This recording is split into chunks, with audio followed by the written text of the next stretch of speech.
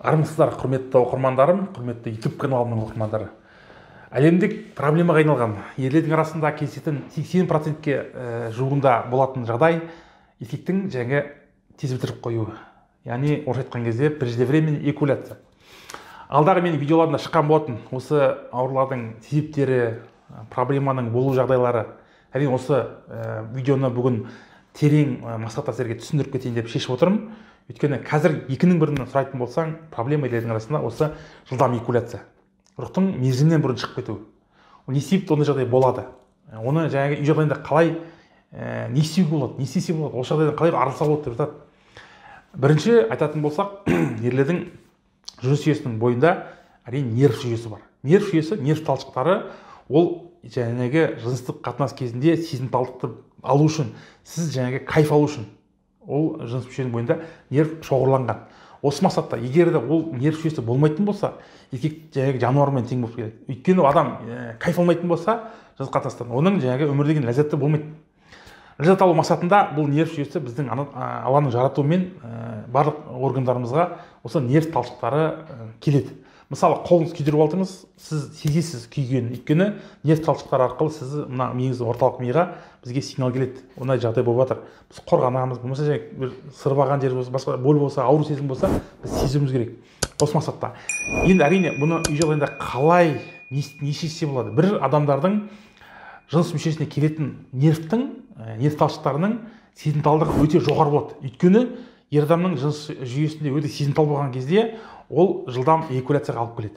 Екінші жаңағы адамның психикасына да байланысты. Өйткені адамның жаңағы перевозбуждение, жиі қозуына байланысты болатын болса, оның барлығы нерв жүйесіне тікелей байланысты. Сонымен қатар мынау ер адамдардың жаңағы жасөспірімдік шақтарда мынау ерсіз қылықтарының бірі жаңағы мастурбациямен жиі айналысу, порнографиялық видеолармен мына миды улау арқылы адам тез қозғыш болып келеді.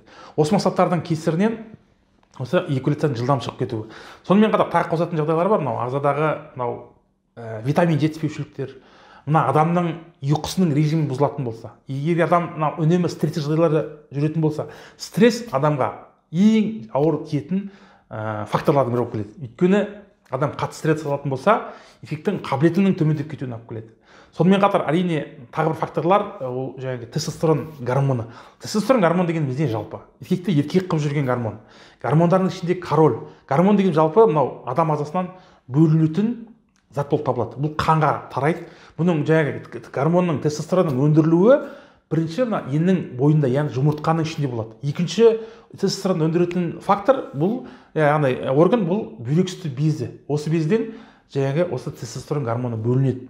Бұл ер адамның жаңағы сақалының шығуы, еркектің еркек болып жүруі осы гормонның деңгейі жоғарылай беретін болса, бұл еркектің неге мына спортсмендер залға жиі барады, неге тестостеронды постоянно көтеріп жүреді, неге тонус ұстап жүреді?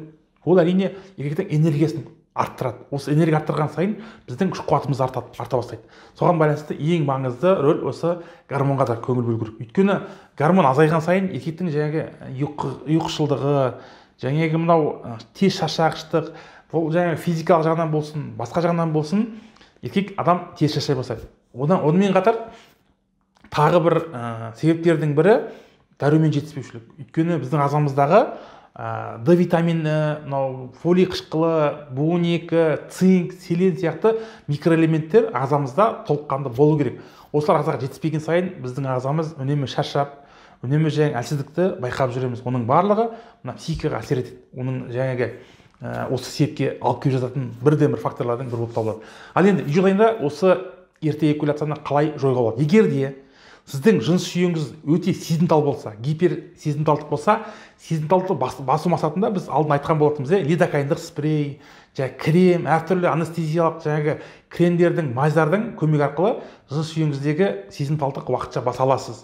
Бұны үнемі жойып жүру мүмкін емес. Өйткені ол жердегі нерв жүйесіне не болмаса, екінші жолы мынау адамның жаңағы стресін басатын антидепрессанттарды қолданамыз. Өйткені антидепрессанттарды қолдану арқылы біз орталық жүйке жүйемізді тыныштандырамыз.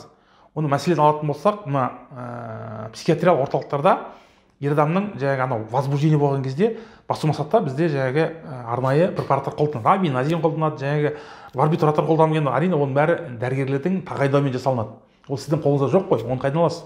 Әне оған арнайы рецепт керек. Өйткені адамның жүйке жүйесін басатын болсақ, психотроптық препараттар қолданатын болсақ, адамның психикасын өзгертіп жіберуі мүмкін. Осы жерде тағы бір қосып кететін жағдай, менде бір пациент болды. Постоянно эякуляция жылдам шығып кетеді, не істеймін, мен көмек жоқ, ешқандай неде көмек болмай жатыр дейді.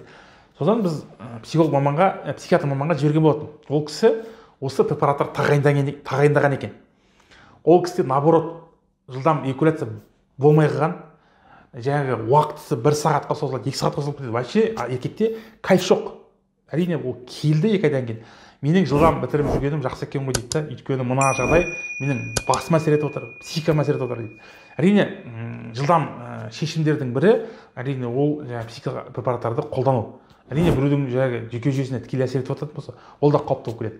Сонымен тағы да шешімнің бірі бұл, егер де нерв жүйесін басу мақсатта денервация, яғни еркектердің жыныс жүйесінің басындағы нервтарын, талшықтарын кесу. Ол қазіргі уақытта біздің медицинада қолданып жатыр. Ол операцияны жасап, жыныс жүйесінің бойындағы сезімталдықты төмендету мақсатында ол операция жасалады. Енді плюс жағы ол көмектеседі, екінші жағы ол эректильдік функцияға алып келуі мүмкін. Үшінші жағы бар, шешімі бұл гиалурон қышқылдар. Осы жыныс мүшесінің басына егу арқылы, яғни салу арқылы сол жердің сезімталдығын жоюға болады. Ал енді егер де жыныс мүшеде болмайтын болса, проблема стресс азайтыңыз, уақытылы ұйықтаңыз, дұрыс тамақтаныңыз, дәрумендер ішіңіз, ағзаңызға керекті цинк витаминін, Д витаминін қолданыңыз. Сол сияқты микроэлементтердің сіздің ағзаңызға пайдасы өте керек. Өйткені біз оны тамақтан ала алмасақ, оны қосымша дәрумен ретінде қолданатын болсақ, ағзамыз, ұйқымыз қанған болса, егер стрессіміз азайған болса, физикалық жүктемеміз күшейген болса, әрине сіздің эякуляцияңыз қалыпты болады. Олай болса, достар, бүгінгі шығарған видео ұнаған болса, астына өз пікіріңізді жазып кетіңіз. Келесіде қандай тақырыпты қозғайық. Аман болыңыздар, сау болыңыздар, әрқашанда деніңіз сау болсын.